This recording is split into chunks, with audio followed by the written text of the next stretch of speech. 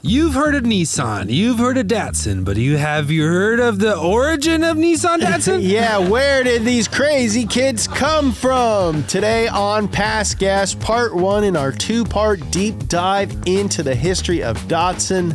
It's pretty nuts. Drive around the circumference of Australia much? And a bunch of companies folding over themselves. Dude, Yeah, merging names. M&E, mergers and acquisitions over and over and over. We finally get to the bottom of what all these names mean today on Pass Gas. Datsun, part 1.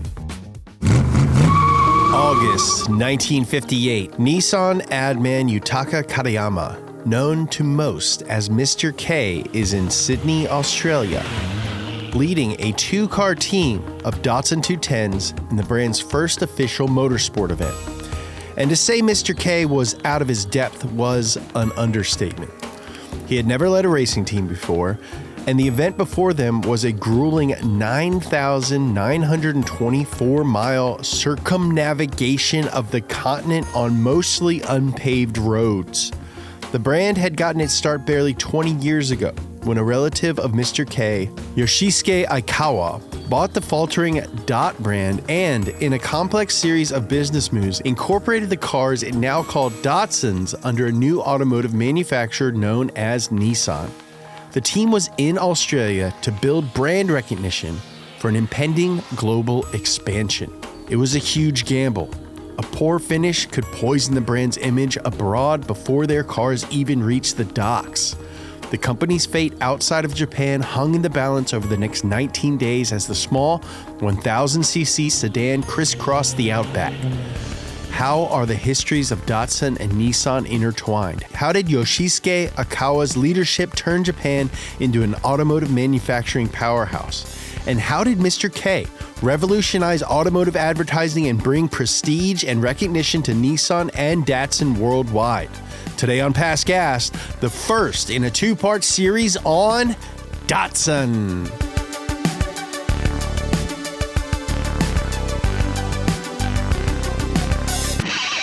Pass Gas Podcast. It's about cars, it's not about forts. Big thanks to Indeed for sponsoring this episode of Pass Gas. Listeners of this show will get a $75 sponsored job credit to get your jobs more visibility at Indeed.com/passgas.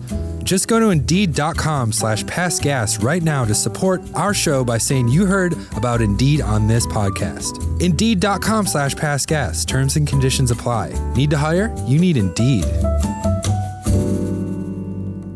Yes. Finally, something for me. Yeah, finally something with some Joe meat on the bone. I ate meat off of a bone with Joe this weekend. Yeah. We had ribs, brisket, chicken, pork. Lots of meat, lots of bones. I finished that meat yesterday. Nice. I was hoping you would. At like 2 p.m. And then as I was going to bed later, I burped and tasted it. And I said, that's too long.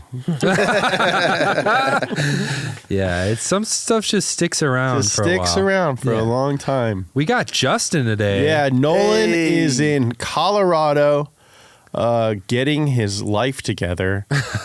He's visiting his sister. And we are joined by Justin Freeman. What's your catchphrase, man? What's your catchphrase, dude? Oh, man. I wish you guys had told me before. Oh, that's a good one, Oh, dude. that's you're telling us that you don't listen to the podcast. I can see that on a t-shirt. Yeah. Oh, I wasn't man. prepared. I'm sorry. Oh, man. Oh, man. man. Okay, that's a good one. And then, as always, the light of my life, the third vertebrae to my backbone, Joe, the Weber. Hey, what's up? Keep it juiced. Nice. Love hearing that. All right, dudes, Datsun. Yeah. What are the best car brands? I think we think of Nissan as one thing nowadays, but back in the day, they made so many cool cars. So many cool cars. And they still do, like the Frontier, right? Yeah. Yeah. But you, X. yeah, you have a Nissan, right, Joe? I do have a Nissan. The I got a Z31. Z31 1940, 1984, 300ZX. Yeah. It's a non-turbo. It makes 165 horsepower. Oh, that's which great. means it runs. Yeah. Yeah. I got it a great deal on it. This is the Screaming second deal. Z31 that I've had. I used to have a Shiro Special 1988 turbo. Everything was white, and I was so scared to drive it because it was pretty clean. It sucks having a car that's too nice. Yeah, this one I paid $800 for. I whip it around. I don't care if it breaks. It's so much more freeing having a bad car. Yeah, so your car came out right at the beginning of Datsun being called Nissan. Yes, it's actually got a Datsun badge and a Nissan badge on the nice. back, which is really That is cool. sick. Little Easter egg. This is the second Z31 I've had. Do you ever have cars where people just send you, like you have it one time, and then people are like, oh, you must want another one? Yeah. This is your identity. Yeah, this is your identity. It worked me. out for this time because it was such a good deal for me, but Yeah. I don't see myself as like a Z31 guy. You are now. You've owned You are two, now. dude. You have to. This is Yeah. going to turn into a Welcome. SVX situation. Someone will offer you one for free. Yeah, yeah. You're like, oh, damn. I guess I need a parked car. Yeah. I'm looking at, so the E30 is currently under the knife. Yeah. And after this, there's like no more parts to buy. Yeah. Like I was really like racking my brain, like being like, oh, what else could I put on it? And there's Yeah. just like everything's been addressed. So naturally, I am looking at other cars, Yeah. and I would love to do like a Datsun 510 or a 240Z or something. Ooh. 510 would be sick. 510 would be sick, but it's square, much like the E30. Yeah, it is. So I'm leaning more towards something flowy. Like It'd be funny to 240Z. turn a 510 into like a fat pig. a big old fat pig, like a wide. Just the red fat pig livery Oh yeah, with like wide wheels. red pig. Yeah. Yeah. Red pig. That's it. Yeah. The Mercedes. Anyway, Datsun, more culture. responsible than any other brand for the for people liking Japanese cars in America. Bingo. Yeah. Yeah. Really just made a huge impact in the 70s. Kind of gave us an option when the gas crisis hit and just stuck around. Yeah. So I'm excited to jump in part one of our two-part series on the history of Datsun. Yoshisuke Aikawa was born to a wealthy and powerful family on November 6th, 1880. Dang. Dang. So he was old when this started. Yeah, he friggin' like Abe Lincoln was still alive. No, I don't think so. Oh, no. 1865. Yeah. Yeah. Oh, there's the John Wilkes Booth show right now on Apple. Who plays him? A guy from Masters of the Sky. But the guy who rented John Wilkes Booth, his horse was named J.W. Pumphrey. And the Pumphrey cousins chat is like, he's in the show! Yeah, they have a guy playing J.W. Pumphrey, and then there's a store that says like J.W. Pumphrey That's funny as hell. on it. Yeah. Is that an ancestor of yours? Yeah. Legitimately? Cool. Yeah. Cool. And John Wilkes Booth stole the horse from him. Oh, stole the horse. Well, Oh, I he thought- rented it. He wasn't like in on it. Yeah. He was just like, it was like a car rental situation where he's like, yeah, I'll rent you this horse. And then he like stole it. Yeah. So we were not down with You're not complicit. No. All right. His father hailed from a local lord type family which served the Choshu clan, who were his mother's family and had helped overthrow the military government that had ruled over the country for over 2.5 centuries. Whoa. Damn, this dude sick. My dad worked at restaurants. Both sides of his family had come to wield significant influence in Japan's Meiji government, and the combination of their wealth and influence meant that Aikawa was set up for success for whichever career path he decided to follow. Though he was initially under pressure to enter politics, his grandmother encouraged him to explore other options like engineering, which Aikawa developed a passion for. That's a cool grandma. Yeah. After graduating from Yamaguchi High School in the late 1800s, he enrolled in a degree program at the machinery section of the engineering department of Tokyo Imperial University around the turn of the century. While at the university, he came down with a serious illness that some sources describe as being nearly fatal. Oh. This supposed near-death experience shaped his outlook on life in a permanent way and led him to live a minimalist, strict, and focused life often described as Spartan. It was also what ultimately drove him to manufacturing, which was said to give him purpose. Even if you were super rich back then, you were not immune to diseases and stuff. And flus and stuff, which could just... Totally. Yeah. I mean, Steve Jobs died. Because he ate fruit like an idiot. Yeah, don't eat fruit. Don't eat fruit. Don't only eat fruit. Well, yeah, you can't be a fruitarian. That's also what the godmother... Did you watch that documentary? The cult leader. Well, she also drank like a handle of vodka every day. And colloidal silver. Yeah. But also Ashton Kutcher when tried to do it. Yeah, he was trying to like do method acting for the Steve Jobs movie, and he only ate fruit, and he got like what is it, pancreatitis? Yeah, but that's like Steve Jobs got pancreas cancer. Huh. It's like, didn't you read about him before you started doing the same mistakes? And also, no one is going to clock that you're eating fruit. That doesn't really help with like method acting. Also, you're just Kelso and punked. In the early 1900s, while attending a graduate course, Aikawa took a job as a mechanic at a company that would eventually become Toshiba to learn more about manufacturing and to improve his technical skills. A short while later, he moved to the United States to work at Gould Coupler Company to further expand his knowledge of malleable cast iron, a product he realized would be important to the growth of Japan's industrial sector.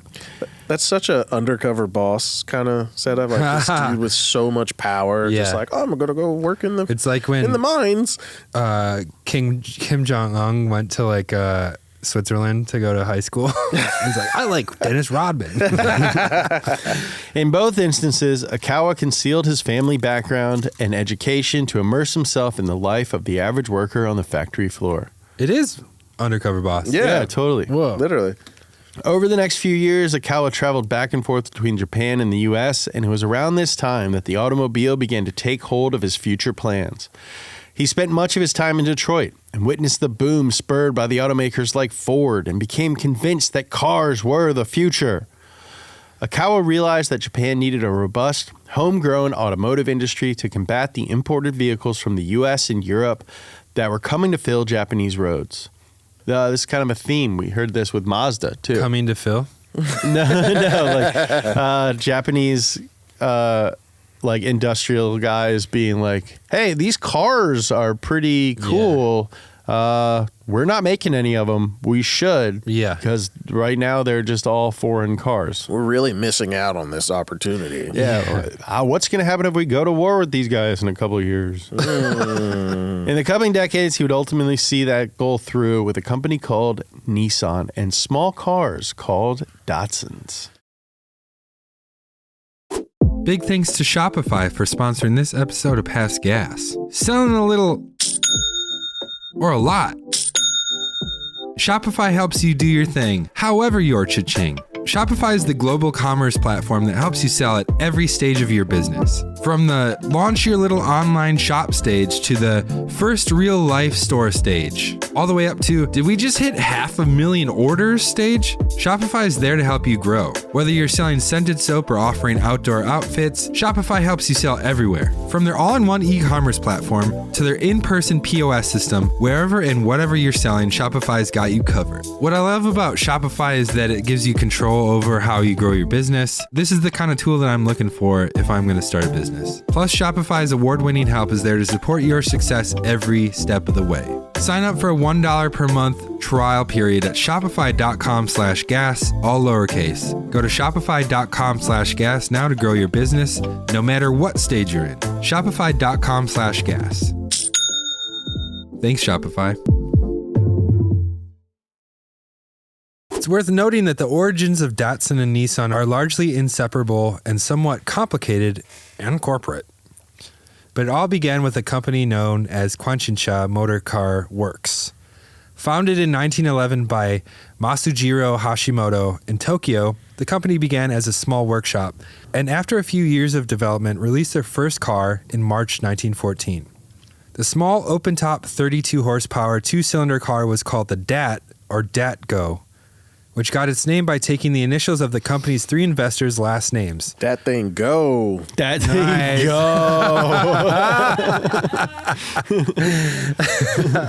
I was going like 6 miles per hour. Like, that's the fastest thing we've ever seen. Go, dude. It's 1890. Race me, bro. Race me.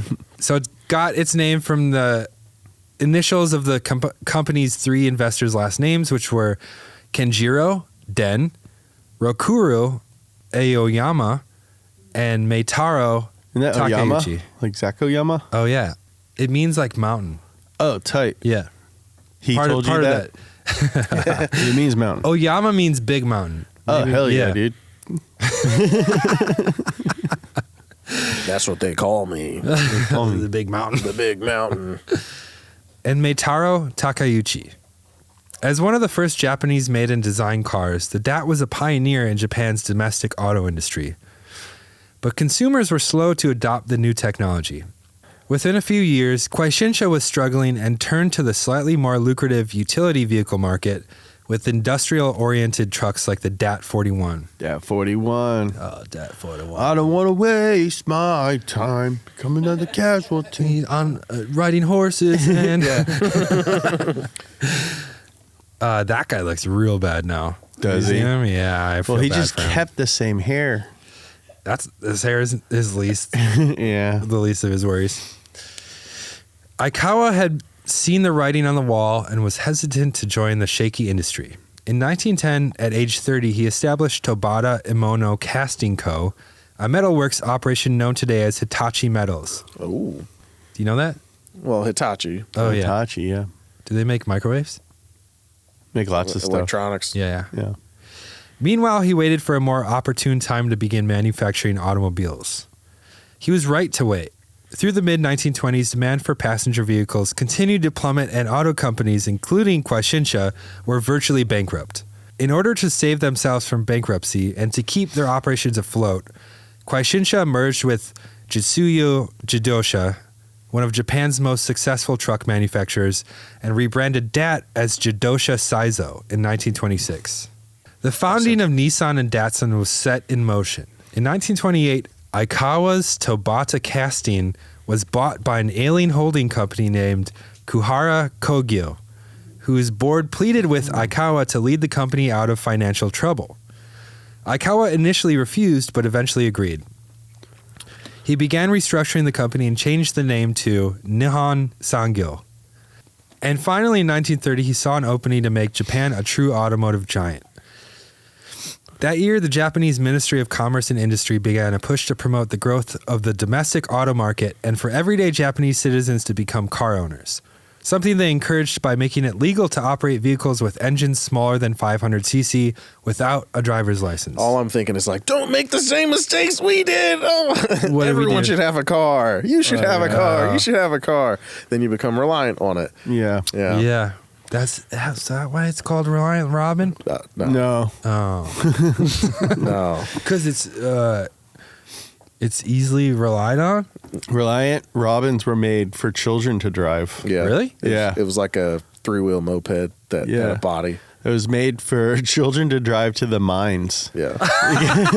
So you drop the parents to off. the coal mines because we were there like, well, the kids are so good at working in the mines, they need a car to They drive needed to a car work. to get there. Yeah. And so they made What? a tiny little car for kids to drive. That's bleak. Plus, they're the Yeah. only ones light enough to not make it tip over. Oh my yeah. God. Justin and I drove one. Yeah. And you tipped it, right? It was scary tipped as it, soon yeah. as soon as I got out. I tipped it. Oh my God. Yeah. Real bad. Well, because I was driving all day with Justin in the passenger seat. Yeah. And So you're used to the physics. so I was used to the physics of it. And then Gabe, one of our camera guys, got in and he weighs probably 50 pounds less than Justin. Yeah. I went around I would the say s- 100. maybe 100 pounds less than Justin. And I went around the same turn at the same speed and tipped the car Oh my over. God. Yeah. Aikawa, now 51, moved quickly.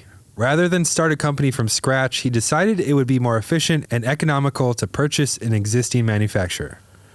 A few Another buyout. Yeah. And then we merged names. A few months later in 1931, he closed a deal for Nihon Sangyo to buy Dat Jidosha and crafted a plan for the brand to re-enter the passenger car market. Dude, this is like the Old Testament. This is... Yeah. Yeah. Then Abraham begat And Nihon Seth. Sangyo Yeah. beget Dat Jidosha. Dude, I mentioned the Old Testament in our last podcast. That Oh, we you've been recorded reading today. the Bible a lot, huh? I'm just really into the Bible, dude. Yeah. I think it's going to make the bestseller list this year. Aikawa and the Dat team worked tirelessly to get a car to market. Aikawa leaned heavily on a man named William Gorham, an American who had lived in Japan for over a decade, and his expertise in American auto manufacturing to get the new division off the ground. At Gorham's request, Aikawa imported the latest auto manufacturing technology from the United States, which introduced a wide range of manufacturing technologies to the country for the very first time. Barely a year later, in 1932, the project was finished.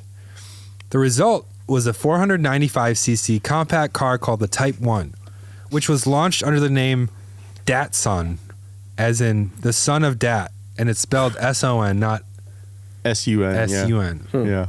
Though initially launched in limited numbers, the Datsuns quickly gained notoriety with Japanese consumers for making a several hundred-mile-long publicity drive from Osaka to Tokyo on Japan's dirt and stone roads without issue. Whoa. Whoa. Except for your butt hurting. Yeah. You're the issue. Yeah. Turns out they like gaslighting. The burgeoning Japanese middle class was happy to buy a homegrown alternative to a foreign mark. In 1933, the Datsun brand began to ramp up production at a new state-of-the-art factory in Yokohama, an event that Nissan considers to be its official beginning. That same year, Datsun also dropped the O in its name and replaced it with a U, which it is now, which served to pay homage to the country, the land of the rising sun. Nice. Okay. Yeah, see, now it all makes sense. All right, Yeah, cool. yeah. Because I always thought it was the Datsun with like their flag. Yeah. Oh, Datsun. That's what I always thought. It's not, though. It's not. It's Dat. Happy coincidence. Dat. Yeah.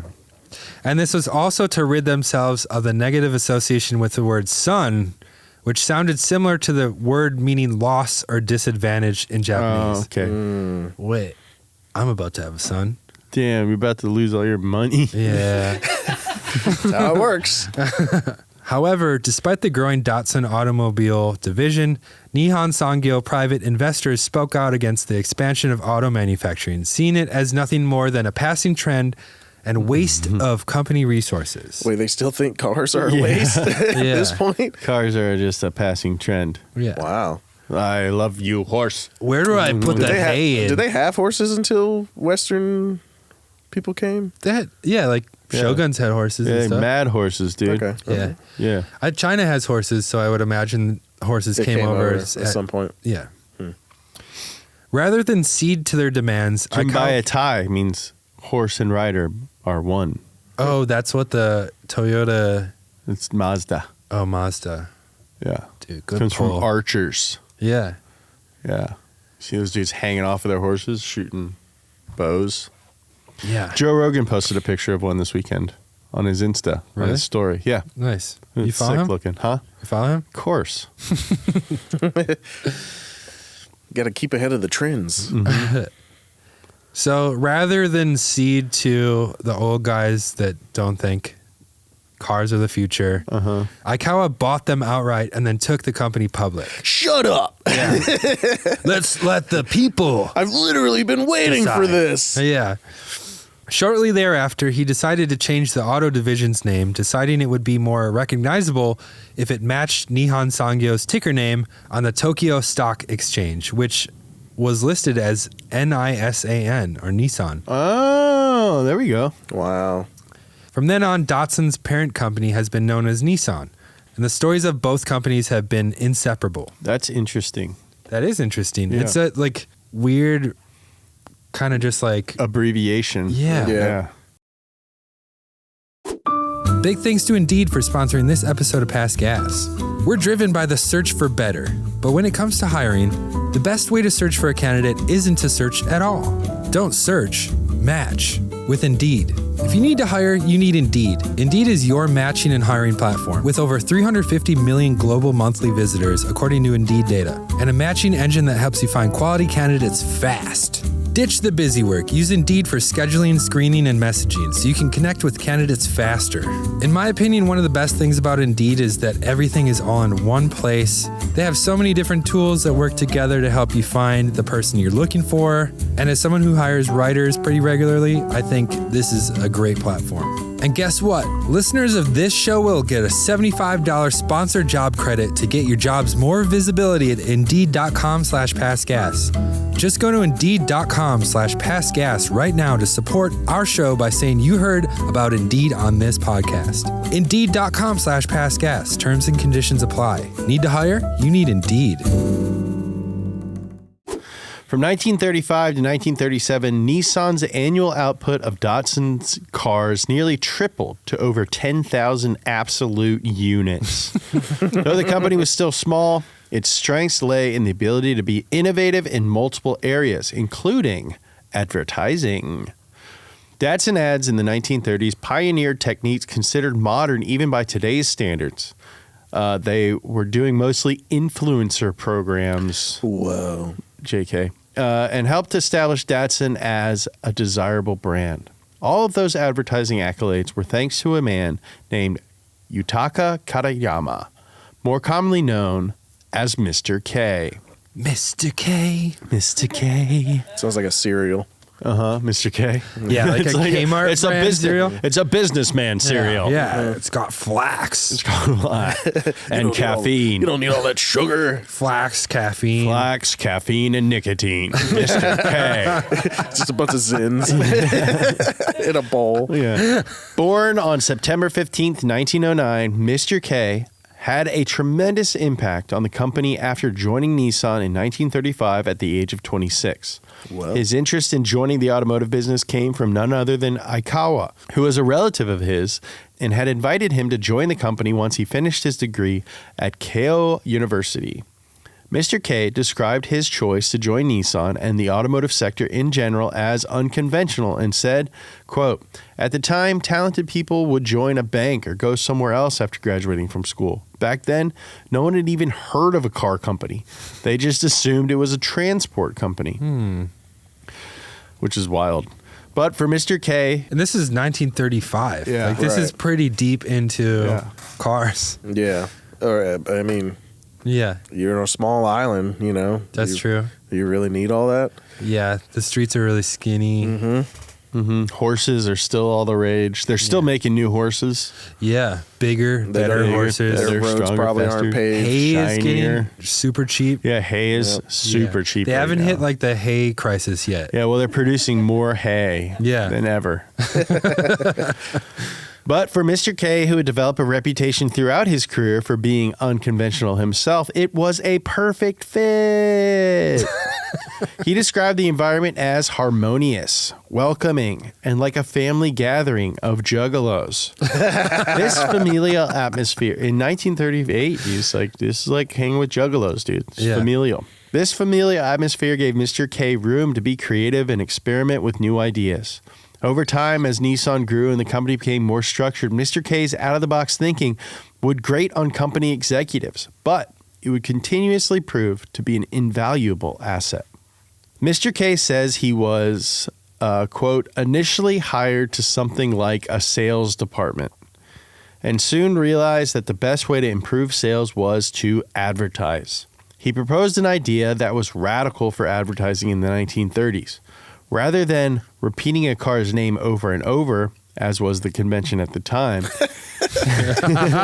Model T, Model T, Model T, Model T, Model T, Model T, Model T, Model T. Smoke.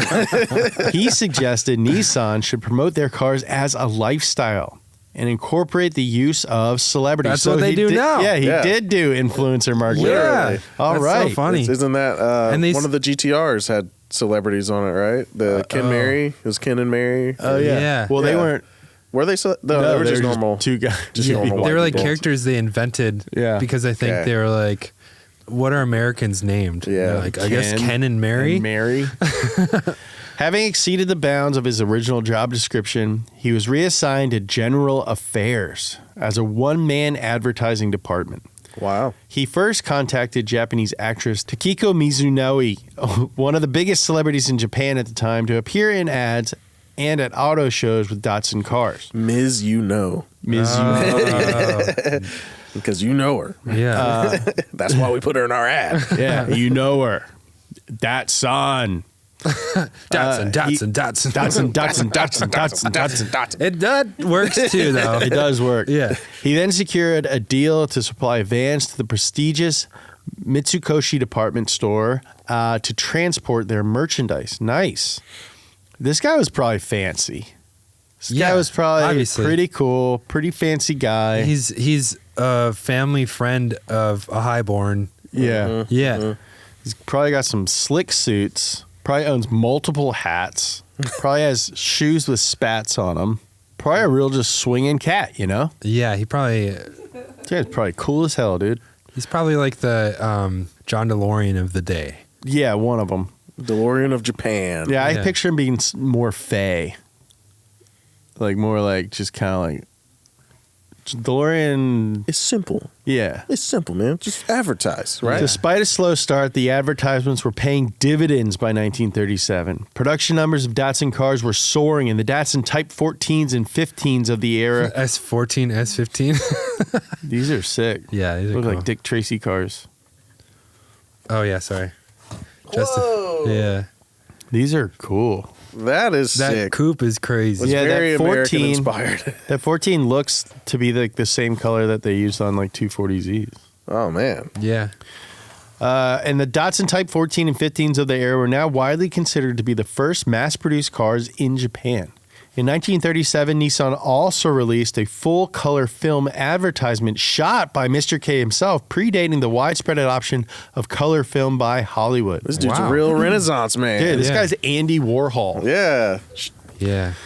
This higher society image also enabled the company to launch a second car brand that focused on larger vehicles. The new brand, simply called Nissan, launched its first car, the American-sized, luxury-oriented Type 70, in 1937. Whoa, this thing's That's a Dick awesome. Tracy The car. soft Yeah, top. dude. And Prune, it's can you imagine orange. Prune Face driving that? Prune face? Yeah, dude. This thing's Yellow sick. top, yellow paint, Yeah. yellow wheels. Yeah. Nice. Until the early 80s, the company followed this basic structure in Japan. Nissan, the automotive parent company, would make midsize and larger vehicles marketed as Nissans and smaller vehicles marketed as Datsuns. Oh. But as the 1930s came to a close, the color film, celebrity-driven version of the brand would give way to the needs of Imperial Japan, which had entered full-scale war with China in 1937 and had occupied Manchuria since 1931. Yeah, there's always war in these stories. Well, it's always like the same war. Yeah. Yeah. Yep. The world one. Yep. Beginning in 1938, Nissan began producing trucks, planes, and engines for the Army, and even built a new factory in Manchuria that would serve as their primary manufacturing center through the end of World War II. Hey, at least they started with cars and then started making planes. You know? Yeah. A lot of them were like, oh, the war's done. And we have all these planes we can't do anything with. Yeah. What are people doing nowadays? Yeah. They're flying planes, but on the ground. Whoa.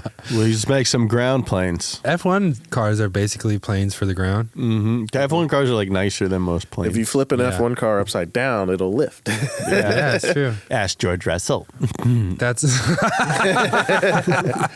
that's what Driver 61's trying to do right now. Is he? He's trying to drive upside down in a tunnel in an F1 yeah. car. Hey, I hope he does it. Me Yeah, too. good for him. Aikawa, who once rejected the political path taken by so many of his family members, became more and more politically active throughout the end of the 1930s. That's what happens when you get old. Yeah. Yeah. Oh, He's yeah, I know watching better Fox than everyone News. else. Screaming at the TV. Yeah. Feeling that he had succeeded in his goal of establishing Japan as a major automotive manufacturing country, he resigned from his position as president of Nissan in 1939. Aikawa then settled into the less demanding role of company chairman and set out to pursue a political career. So he ended up doing what his family wanted him to do in the beginning. Yeah. Yeah. He's like, no, his family. Wanted him to move into politics, and then his grandma was Politics and banks. Oh, yeah. I thought his grandma wanted him to do engineering. His grandma wanted him to Engineering. look at other stuff. Yeah. But it was expected from his family that he would just be like a politician. Yeah, because rich people know what's good for everyone. Yeah. Yeah. Exactly. We all agree. Yeah. In 1943, he was elected as a member of the House of Peers, known today as the House of Counselors, in the upper house of the Japanese Diet. Throughout the war, Nissan continued to produce for the military, and by 1943, its parent company, Nihon Sangyo, was the fourth largest conglomerate in the nation. That same year, after becoming a member of government, Aikawa set up a foundation financed by Nissan to send financial assistance to small and medium-sized businesses that didn't receive the same wartime funding as farming and heavy industry, as he believed that they were the foundation of Japan. That's a quote. So like passenger cars. Yeah. Or just like he invested heavily in industry that wasn't like big like farming and heavy industry stuff. So like I think this is like the beginning. Like Japan is known for making a bunch of stuff very Yeah. well. So like this is like the beginning of that. So like this Okay. guy kind of like the reason when we think of TVs we think of Japan, or like when we think of electronics we think of Japan, is because they invested heavily in smaller industry. Right. Instead of just taking buyouts and Yeah. staying Or like fast nice for you. jeans, Yeah. like great salvage. textiles, self-edge Food, jeans. probably. Yeah, a lot of the good stuff comes from Japan. A lot of good stuff. It's because they They focus on specificity and specialization and craft. and craft. Yeah. Yeah. Unlike the current trend in America. Yeah. Boeing. Boeing. Just make more. Yeah, make more of them. After Japan surrendered on September 2nd, 1945, Allied occupation forces seized Nissan-owned factories, and Aikawa was arrested under suspicion of Class A war crimes. Ooh. So what maybe you we get for being skipped over a couple politician. ones. Class A, huh? Yeah, it's the top of the class. Yeah. He was held in custody at Sugamo prison for 20 months before being acquitted. Damn. After his release, he purchased a commercial bank to provide the economic assistance he had during Full the war circle. Full to circle. small and medium-sized businesses, this time in the form of loans. Yeah. My So now he's goodness. like, I'm out of prison. Let's do some predatory loans. I'm just going to buy a bank. Yeah. Could you imagine that now? Like, imagine if Yeah. like Elon had been to jail and this goes, Yeah. I'm buying a bank now. Well, the difference is we just don't send rich guys to jail anymore. That's true, They just yeah. break the law. The best we can get is like Shkreli going to jail for 7 years. Yeah. He's But out now, Yeah, though. he's out though. As we've discussed before, immediately after the war, material was in short supply. Nissan was only allowed to resume production at a single factory, where they returned to making Datsun passenger cars, trucks, and buses until finally, in 1949, after a couple years, all post-war production restrictions for automobile production were lifted. Despite the lifted restrictions, Nissan was still short on financial resources to pour into developing and modernizing its car lineup, and was forced to turn the companies abroad to catch up. In 1952, they entered a partnership with UK-based Austin Motor Company, which allowed them to produce rebadged Austins such as the 1955 Datsun 110. This thing's sick. Wow. I Looks like love a that big thing. mini. Yeah, It looks does look like a big mini. an old version of the Rivian R3. Oh, Look at that. Even that the color. size. But it was Mr. K's unconventional problem solving that marked the company's recovery and evolution into the Nissan that we know today. According to Mr. K, as production was increasing in the mid-1950s, he realized that Nissan needed to do more to drum up excitement about their cars, other than doing print ads and TV commercials. And he noticed that takeovers were becoming a big trend, so he invented the G35. One day, he came across a foreign magazine detailing an auto show in the U.S. He realized that this was what Japan's auto industry needed. At the time, the standard for showcasing new models was done by company presidents at independent events. Mr. K states that when he initially called his rivals' publicity departments to gauge their interest in hosting a motor show together, they were incredulous and insisted that they were better off leaving it to their own marketing teams. Oh, that's dumb. Yeah, but Mr. K, now in his mid-40s, was persistent and managed to plead, argue, and politic all of Japan's major manufacturers into giving the show a chance. And in 1954, the first All-Japan Motor Show, later known as the Tokyo Mobility Show, was underway. Cool. The show exceeded expectations and attracted over 500,000 visitors. Imagine Whoa. being so wrong about that. Yeah, 500,000 people? Right. That's crazy. 500,000 people. That's a lot. nuts. That's so many people? Yeah. Wow. Oh, turns out they are excited about this. Yeah. It's often credited for jump-starting the motorization of Japan and the global reach of the Japanese auto industry. Good job, dude. Yeah. Should bring back world fairs. Oh, for sure, Yeah. dude. And, like, get people excited about stuff again. Yeah, dude. Well, CES. Is that still going on? But like world fairs used to be like the Olympics where they like developed Yeah. the Yeah. city that it was going and to. they're like, here's the brand new ice cream cone. yeah, that's how we got the Eiffel Tower, right? It was Yeah. a world fair. Yeah. And then it was just like, yeah, just leave it. Yeah. Yeah. This new invention's called pancakes. Whoa. Oh, it's a cake you can eat in the morning. Not feel bad about. And then, I would and eat a then pancake right Belgium now. goes, hey, Yeah. we have Hey. this. Sales continued to climb for the next few years. Nissan felt it was time to send the Datsun name abroad after realizing the small sedans and trucks could fill a gap in the Australian and American markets. While looking ahead to full-scale exports into both countries, Mr. K felt that Datsun could get attention from competing in a race and took it upon himself to make it happen. A Datsun had yet to compete in an official motorsport event with manufacturer support, and his choice for their first, the 1958 Round Australian Trial, was an audacious one. The event took place over 19 days on mostly unpaved 9,942-mile route that essentially circumvented the continent of A Australia. 10,000 mile route. A 10,000-mile race, dude. I wouldn't do that in a modern car in Australia. Yeah. Do they still do this? I wouldn't do that in most planes. Yeah, that's true. Yeah. The 34 horsepower, 1000cc Datsun 210 was selected for the event. The team believed the small sedan could finish the race, but winning it or even competing for a top spot, well, that was another story. The car had a number of challenges to contend with on top of the demanding route. This included carrying heavy spare parts due to a lack of dealership network in the country, something that Mr. K compared to asking the car to make the drive with 8 passengers. Whoa. So there weren't any dealerships, so it had to carry all its own parts. Well, that was back when people weighed as much as one tire without the wheel.